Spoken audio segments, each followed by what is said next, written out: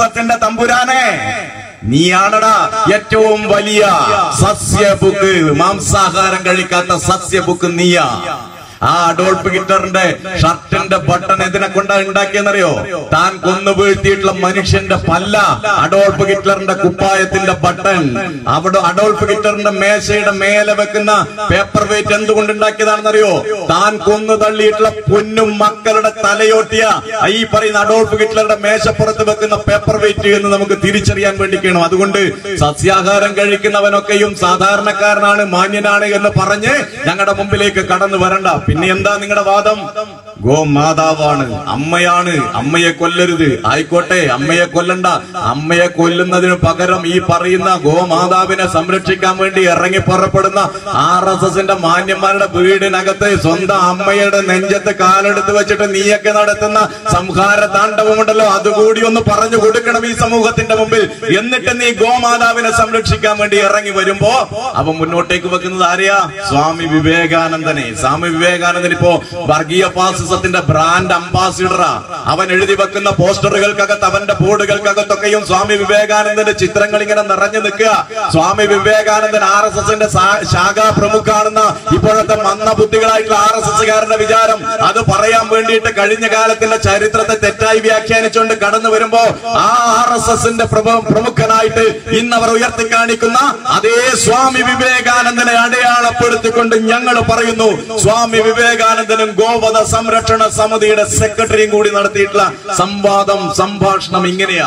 ഗോവധ സംരക്ഷണ സമിതിയുടെ സെക്രട്ടറി വന്നിട്ട് സ്വാമി വിവേകാനന്ദനെ കണ്ടിട്ട് പറഞ്ഞു, അല്ലയോ സ്വാമി, ഞങ്ങളുടെ പ്രവർത്തനം ഗംഭീരമായിട്ട് പോകുന്നു, ഞാൻ ഗോവധ സംരക്ഷണ സമിതിയുടെ നേതാവാണ്. സ്വാമി പറഞ്ഞു, ഓ ഭംഗിയായി, നല്ല രീതിയിൽ പോകട്ടെ, ഇതിന്റെ കാശൊക്കെ എങ്ങനെ കിട്ടുന്നു എന്ന് ചോദിച്ചു. അപ്പൊ പറഞ്ഞു, എല്ലാവരും നല്ല രീതിയിൽ സംഭാവന തരുന്നുണ്ട്, സ്വാമിയും കൂടി തന്നാൽ പരിപാടി ഗംഭീരമാകും. സ്വാമി പറഞ്ഞു, ഓ ആയിക്കോട്ടെ, കഴിഞ്ഞ ആഴ്ച നമ്മുടെ നാടിനകത്തൊരു പ്രളയം ഉണ്ടായിരുന്നല്ലോ, അതിന്റെ ഭാഗമായിട്ട് ഒരുപാട് ആളുകൾ ചത്തുവീണിട്ടുണ്ട്, അവരുടെ കുടുംബങ്ങളെ സഹായിക്കാൻ ഇതിൽ നിന്ന് നിങ്ങൾ എത്ര കാശ് കൊടുത്തിട്ടുണ്ട്?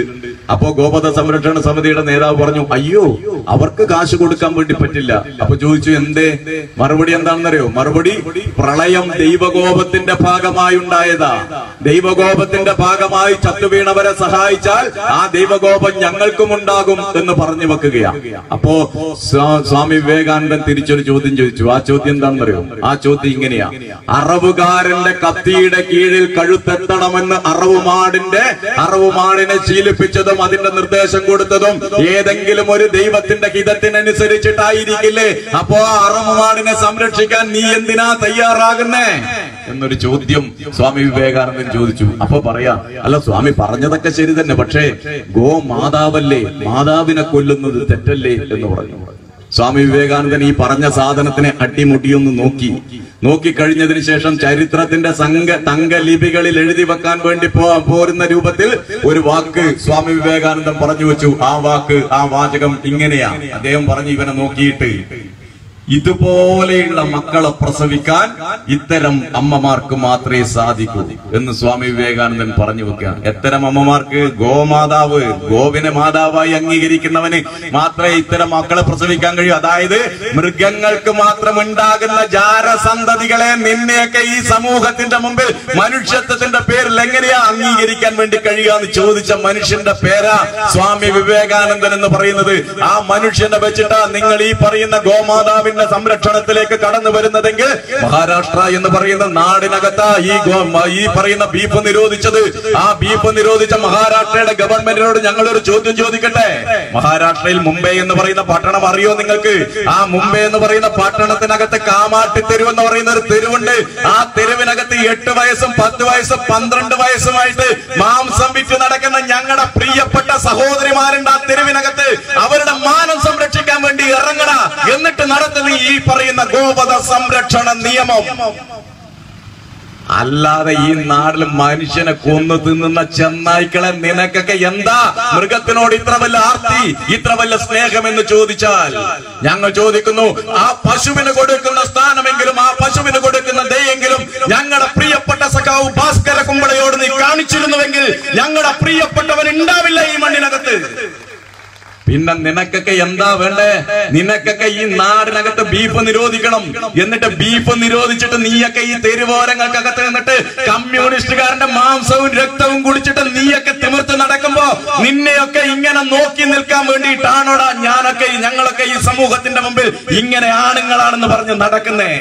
ചരിത്രം എല്ലാ കാലത്തും പ്രതിരോധങ്ങളും പ്രതിസന്ധികളും തീർത്തിട്ടുണ്ടാകും. ആ പ്രതിരോധങ്ങളും പ്രതിസന്ധികളും ചരിത്രം ആവശ്യപ്പെടുന്ന ഘട്ടങ്ങളിലൊക്കെ ഈ സമൂഹത്തിനകത്ത് നടന്നിട്ടുണ്ട്.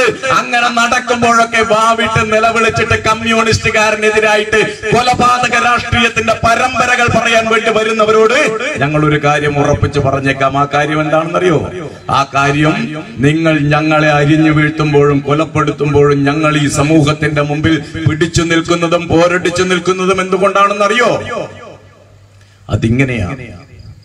ഞങ്ങൾ ഈ നാടിന് കൊടുത്തിട്ടുള്ള ഒരു ഉറപ്പുണ്ട്. ആ ഉറപ്പ് എന്താണെന്നറിയോ? വർഗീയ ഫാസിസത്തിന്റെയും മത തീവ്രവാദത്തിന്റെയും വേട്ടപ്പട്ടികൾ ഈ തെരുവിനകത്ത് മനുഷ്യനെ കടിച്ചു കീറാൻ വേണ്ടി കടന്നു വരുമ്പോ ഞങ്ങൾ ഈ ശുഭ്ര പതാകയും പിടിച്ചുകൊണ്ട് നിൽക്കുന്ന democratic youth federation of India എന്ന് പറയുന്ന ഉശിരമായിട്ടുള്ള പോരാട്ടത്തിന്റെ സംഘടനയുടെ പോരാളികളുടെ സിരകൾക്കകത്ത് അവസാനത്തെ തുള്ളി രക്തവും നിൽക്കുന്ന കാലത്തോളം ഞങ്ങളുടെ ഇടനെഞ്ച് വെട്ടിപ്പിളർന്നിട്ടല്ലാതെ ഈ നാടിനകത്ത് മറ്റൊരു മനുഷ്യനെ കൊല്ലാൻ ഈ വേട്ടനായ്ക്കളെ ഞങ്ങൾ സമ്മതിക്കില്ല. അതുകൊണ്ടാ കമ്മ്യൂണിസ്റ്റുകാരനും ഡിവൈഎഫ്ഐക്കാരനും ചത്തു വീഴുന്നേ.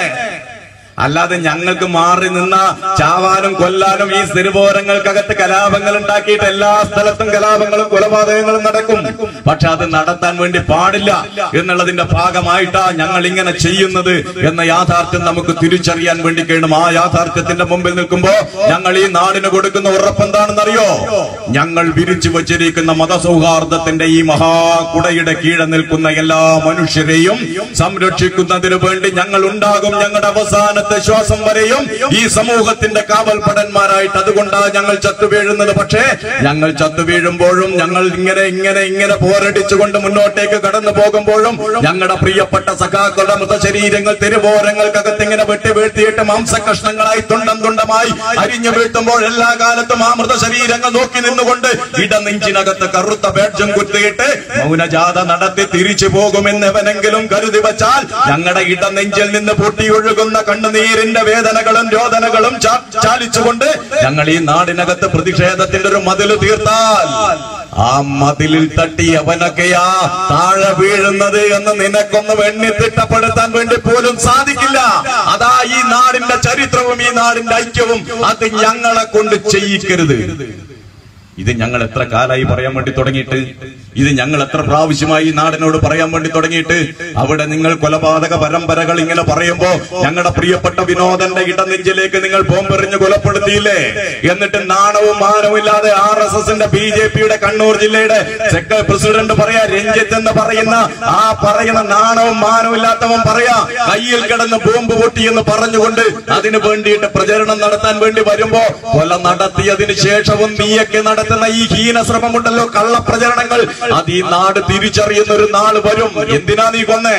കമ്മ്യൂണിസ്റ്റ് പ്രസ്ഥാനത്തിൽ നിന്ന് ആളുകൾ മാറിപ്പോയാൽ അവനെ കൊല്ലാൻ കൊട്ടേഷൻ സംഘം ഉണ്ടാക്കുന്നു എന്ന് പറഞ്ഞിട്ട് ഇവിടെ പ്രചരണം നടത്തുന്ന വലതുപക്ഷത്തിന്റെ തമ്പുരാക്കന്മാരോട് ഞങ്ങളൊന്ന് ചോദിച്ചേക്കാം. ഈ പറയുന്ന ഞങ്ങളുടെ പ്രിയപ്പെട്ടവൻ എന്തേ ചത്തുവീഴാൻ വേണ്ടി കാരണം? BJPയിൽ നിന്ന് അവരുടെ ആശയം തെറ്റാണെന്ന് കണ്ട് അതിൽ നിന്ന് മാറി കമ്മ്യൂണിസ്റ്റ് പ്രസ്ഥാനത്തിലേക്ക് കടന്നു വന്നതിന്റെ പകയും പ്രതിരോധവും തീർത്തതിന്റെ ഭാഗമായിട്ടാ ഞങ്ങളുടെ പ്രിയപ്പെട്ട സഖാവിനെ കൊന്നുവീഴ്ത്തിയിട്ടുള്ളത്. എന്തേ മാധ്യമങ്ങളെ ചരിത്ര ലേഖനങ്ങൾ എഴുതാത്തത്? എന്തേ നിങ്ങൾ അവരുടെ ഫോട്ടോകൾ വെക്കാത്തത്? എന്തേ നിങ്ങൾ അതിന്റെ ഭാഗമായി പ്രചരണം നടത്താത്തത്? എന്തേ നിങ്ങൾ മാസങ്ങളോളം നടത്തുന്ന കവാത്ത് നാടകങ്ങൾ നടത്താത്തത്? പൊറോട്ട നാടകങ്ങൾ നടത്താത്തത്? എന്തേ? കമ്മ്യൂണിസ്റ്റുകാരൻ ചത്തു വീഴുമ്പോ നിനക്കൊന്നും ഒരു പുഴുചത്ത ബാറ് പോലും ഇല്ലാതെ നീയൊക്കെ ഈ സമൂഹത്തിന്റെ മുമ്പിലേക്ക് ഇങ്ങനെ നിന്റെ ഈ പറയുന്ന വ്യഭിചാരത്തിന്റെ മാധ്യമ തന്ത്രങ്ങളുമായി കടന്നു വരുമ്പോ ഞങ്ങൾ ചോദിക്കുന്ന ഒരു ചോദ്യമുണ്ട്. ആ ചോദ്യം എന്താണെന്നറിയോ? വെട്ടേറ്റ് വീഴുന്ന കമ്മ്യൂണിസ്റ്റുകാരന്റെ മൃതശരീരം ചുവപ്പിൽ പുതപ്പിച്ചുകൊണ്ട് അവന്റെ വീടിന്റെ ഉമ്മറക്കോലായിലേക്ക് കൊണ്ട് കിടത്തി വെക്കുമ്പോ ആ മൃതശരീരം നോക്കിയിട്ട് എന്റെ പൊന്നുമോനെ എന്ന് വിളിച്ച് നിലവിളിക്കാൻ അവനെന്തേ അമ്മയില്ലേ? എന്റെ പൊന്നുമോൻ ഇനി എന്ന് തിരിച്ചു വരുമെന്ന് ചോദിക്കാൻ അവനെന്തേ അച്ഛനില്ലേ? എന്റെ പ്രിയപ്പെട്ടവനെ, നീ എനിക്ക് കൈത്താങ്ങായിട്ടും എന്റെ മക്കൾക്ക് കൂട്ടായും എപ്പോ നീ കടന്നു വരുമെന്ന് ചോദിച്ച് പൊട്ടിക്കരഞ്ഞുകൊണ്ട് മൃതശരീരത്തിന്റെ മേലെ വീണ് നിലവിളിക്കാൻ അവൻ എന്തേ ഭാര്യയില്ലേ? എന്റെ അച്ഛൻ ഇനി എന്ന് എനിക്ക് മിഠായി വാങ്ങി തിരിച്ചു വരുമെന്ന് തിരിച്ചു ചോദിക്കാൻ കണ്ണുനീരുറ്റിച്ചുകൊണ്ട് നിൽക്കുന്ന പൊന്നുമക്കളുടെ ചിത്രം എന്തേ കമ്മ്യൂണിസ്റ്റുകാരൻ ചത്തു വീഴാൽ കാണാൻ വേണ്ടി കഴിയാത്തത്? കമ്മ്യൂണിസ്റ്റുകാരൻ എന്താ ആകാശത്ത് നിന്ന് പൊട്ടി വീണിട്ടുള്ള സ്വയംഭൂവായിട്ടുള്ള സാധനമാണോ മാധ്യമ വേശ്യകളെ? കമ്മ്യൂണിസ്റ്റുകാരൻ ഈ നാടിനകത്ത് ചത്തു വീണതും കമ്മ്യൂണിസ്റ്റുകാരൻ ഈ നാടിനകത്ത് വേട്ടയാടപ്പെട്ടതും ആ കമ്മ്യൂണിസ്റ്റുകാരനെ വേട്ടയാടാൻ വേണ്ടി നടക്കുന്ന നരാധമന്മാരെ, നിങ്ങൾക്കും നിങ്ങളുടെ കുടുംബത്തിനും വേണ്ടിയാ കമ്മ്യൂണിസ്റ്റുകാരൻ ഇങ്ങനെ ചത്തു വീണത് എന്ന തിരിച്ചറിവ് നിങ്ങൾക്ക് ഉണ്ടാക്കിയെടുക്കാൻ വേണ്ടി കഴിയണം. അതാ ഞങ്ങൾ കമ്മ്യൂണിസ്റ്റുകാർ ഈ നാടിന് ചെയ്തിട്ടുള്ള നേട്ടം. അതാ ഞങ്ങൾ ഈ കമ്മ്യൂണിസ്റ്റുകാർ ഈ നാടിനോട് ചെയ്തിട്ടുള്ള തെറ്റെന്ന് നിങ്ങൾ പറയുന്നത്. ഞങ്ങൾ പറയുന്നു, ഞങ്ങൾ ചത്തു വീണാലും ഞങ്ങൾ അത് തന്നെ ചെയ്യും എന്ന് ഞങ്ങൾ പറയാം. കൂടുതൽ കാര്യങ്ങളിലേക്ക് എനിക്ക് മുന്നോട്ടേക്ക് പോകാൻ വേണ്ടി കഴിയാതെ സമയം പരിമിതമാണ് എന്നുള്ളത് കൊണ്ട് ഞാൻ അതിനെ ഇങ്ങനെ അവസാനിപ്പിക്കുകയാണ്. വർഗീയ ഫാസിസത്തിന്റെ ഏറ്റവും കിരാതമായിട്ടുള്ള വർത്തമാന കാലത്തിലാണ് നാം ജീവിക്കുന്നത്. ഭാസ്കര കുമ്പള 18 വർഷം മുമ്പ് ഈ നാടിനോട് വിട പറയുമ്പോൾ ഭാസ്കര കുമ്പള എന്ന് പറയുന്ന ഭാസ്കര കുമ്പളയെ പോലെയുള്ള നിരവധി രക്തസാക്ഷികളുടെ ബലികുടീരങ്ങൾ ഈ നാടിന്റെ തെരുവോരങ്ങൾക്കകത്ത് അന്ത്യവിശ്രമം കൊള്ളുന്ന രക്തസാക്ഷികളുടെ ഇടനെഞ്ചിന്റെ തുടിപ്പുകൾ ഓരോ ബലികുടീരങ്ങളോടും ചേർന്നുകൊണ്ട് ചെവിയോർപ്പിച്ചുകൊണ്ട് നിങ്ങൾ കടന്നു പോകുമ്പോൾ നിങ്ങൾക്ക് തിരിച്ചറിയാൻ വേണ്ടി കഴിയും. ഞങ്ങളുടെ പ്രിയപ്പെട്ട രക്തസാക്ഷികൾ ഉറക്കമുഴച്ചുകൊണ്ട് ഈ നാടിന്റെ കാവൽപ്പടന്മാരായിട്ട് അവർ അതിനകത്ത് കിടന്നുകൊണ്ട് അവരുടെ ഇടനെഞ്ചിന്റെ താളത്തോടുകൂടി അവൻ പറയുന്നുണ്ടാകാം, ഇൻകുലാബ് സിന്ദാബാദ്, ഇൻകുലാബ് സിന്ദാബാദ്, സാമ്രാജ്യത്വം തുലയട്ടെ, വർഗീയ ഫാസിസത്തിനെതിരായി പോരടിക്കട്ടെ. ഓരോ ബലികുടീരങ്ങളും ഇങ്ങനെ സ്പന്ദിക്കുമ്പോ ആ ബലികുടീരങ്ങളുടെ ഓരങ്ങൾക്കകത്ത് നിന്നുകൊണ്ട് ഈ നാടിനെ മാറ്റിമറിക്കാൻ ഇറങ്ങി പുറപ്പെട്ടിട്ടുള്ള എന്റെ പ്രിയപ്പെട്ട പോരാളികളെ, ശുഭ്രപതാകയും കയ്യിലേന്തിക്കൊണ്ട് ഈ നാടിനെ മാറ്റിമറിക്കാൻ ഇറങ്ങി പുറപ്പെട്ടവരെ, 18 വർഷം മുമ്പ് ഭാസ്കര കുമ്പള നമ്മളെ ഏൽപ്പിച്ചു പോയിട്ടുള്ള ദൗത്യമുണ്ടല്ലോ, മഹാദൗത്യം, അതിന്റെ ആസുരമായ വർത്തമാന കാലത്തിലാണ് നാം ഇന്ന് ജീവിക്കുന്നത് എന്ന സത്യം നമുക്ക് തിരിച്ചറിയാൻ വേണ്ടി കഴിയണം. അങ്ങനെ തിരിച്ചറിയുമ്പോ നിങ്ങളുടെ ശ്രദ്ധയെ ഞാനിതാ വർത്തമാന കാലത്തിന്റെ ആകാശത്തിലേക്ക്, ഇന്ത്യൻ ആകാശത്തിലേക്ക് ഞാനിങ്ങനെ നിങ്ങളുടെ ശ്രദ്ധയെ ഞാനിങ്ങനെ കൈപിടിച്ചു കൊണ്ടുപോവുകയാണ്. അതാ നിങ്ങൾ സൂക്ഷിച്ചു നോക്കിയേ, ഇന്ത്യയുടെ ആകാശത്തിൽ ഒരു കഴുകൻ വട്ടമിട്ട് പറക്കുന്നത് നിങ്ങൾ കാണുന്നില്ലേ? ആ കഴുകനെ നിങ്ങളൊന്ന് സൂക്ഷിച്ചു നോക്ക്. ആ കഴുകൻ ഇതാ അടുത്തേക്ക് പറന്നു വരികയാണ്. ആ കഴുകന്റെ കൊക്കുകൾ നിങ്ങളൊന്ന് നോക്കിയേ. ആ കഴുകന്റെ കൊക്കുകൾക്കകത്ത് ചോരയിട്ട് വീഴുന്ന മാംസകഷ്ണങ്ങൾ നിങ്ങൾ കാണുന്നില്ലേ? ആ കഴുകന്റെ കൂർത്ത നഖങ്ങൾക്കിടയിൽ നിന്നുകൊണ്ട് കുടലുമാലയിൽ നിന്ന് ചോരയിട്ട് വീഴുന്ന കുടലുമാലകൾ നിങ്ങൾ കാണുന്നില്ലേ? ആ കഴുകനിതാ ഇന്ത്യയുടെ വർത്തമാനകാലത്തിന്റെ ആകാശത്തിൽ ഇങ്ങനെ വട്ടമിട്ട് പറക്കുമ്പോ ആ കഴുകൻ എവിടെ നിന്നാ വന്നതെന്നറിയോ മക്കളെ? ആ കഴുകൻ പറന്നുയർന്നത് ഇന്ത്യ എന്ന് പറയുന്ന ജനാധിപത്യ രാജ്യത്തിനകത്ത്, ഗുജറാത്ത് എന്ന് പറയുന്ന സംസ്ഥാനത്തിനകത്ത് നിന്നുകൊണ്ട് മനുഷ്യന്റെ മാംസവും കൊത്തിയെടുത്തുകൊണ്ട് ആ കഴുകൻ ഇന്ത്യയുടെ വർത്തമാനകാലത്തിന്റെ ആകാശത്തിൽ ഇങ്ങനെ വട്ടമിട്ട് പറക്കുമ്പോ ആ ഇന്ത്യൻ ജനാധിപത്യത്തിന്റെ ശ്രീകോവിലിനകത്ത് ആ കഴുകനിതാ പറന്ന് പറന്ന് പറന്ന് വന്നിരുന്നിരിക്കുന്നത് ഇന്ത്യൻ ജനാധിപത്യത്തിന്റെ ശ്രീകോവിലിൽ ഇന്ത്യൻ പ്രധാനമന്ത്രിയുടെ കസേരക്കകത്ത് ആ കഴുകൻ പറന്നു വന്നിരിക്കുന്നത്. ആ കഴുകന്റെ പേരാ നരേന്ദ്രമോദി. ആ കഴുകനാ മക്കളെ ഇന്ത്യയെ നന്നാക്കാൻ വേണ്ടി ഇറങ്ങി പുറപ്പെടുന്നവൻ. ആ കഴുകനാ മക്കളെ മനുഷ്യന്റെ രക്തം കുടിച്ചുകൊണ്ട് മാംസം കടിച്ചുകൊണ്ട് ജനാധിപത്യത്തിനേറ്റ ഏറ്റവും വലിയ കൈത്തറ്റായിട്ട് കിടക്കിയ ഇന്ത്യൻ പ്രധാനമന്ത്രിയുടെ കസേരക്കകത്തേക്ക് ആ കഴുകൻ അവിടെ ഇങ്ങനെ ഇരിക്കുമ്പോ വർത്തമാന കാലത്തിനകത്ത് കമ്മ്യൂണിസ്റ്റ് പ്രസ്ഥാനത്തിന്റെയും democratic youth federation of India എന്ന് പറയുന്ന യുവജന പ്രസ്ഥാനത്തിന്റെയും പോരാളികളുടെ കർമ്മമണ്ഡലം ഏറ്റവും വലുതാണ് എന്ന് നമുക്ക് തിരിച്ചറിയാൻ വേണ്ടി കഴിയണം.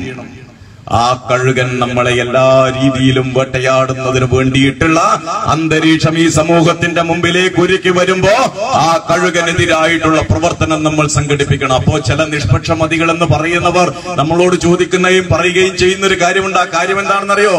അവർ അധികാരത്തിൽ വന്നിട്ട് അത്രയല്ലേ ആയിട്ടുള്ളൂ, എന്തിനാ വെറുതെ അവരെ ഇങ്ങനെ തെറി വിളിക്കുന്നത്? അവരൊന്ന് ഭരിക്കട്ടെ, എന്നിട്ട് നിങ്ങൾ ചെയ്തോ, എന്ത് വേണമെങ്കിലും ചെയ്തോ. ഡിവൈഎഫ്ഐക്കാരാ നിനക്കൊക്കെ നട്ടപ്പിരാന്നുണ്ടോ? ഭരിക്കട്ടല്ലേ, ഭരിച്ചതിന് ശേഷം പറ. ഓ ആയിക്കോട്ടെ, ഭരിച്ചോട്ടെ, ഞങ്ങൾ ഒന്നും പറയാൻ വേണ്ടി വരുന്നില്ല.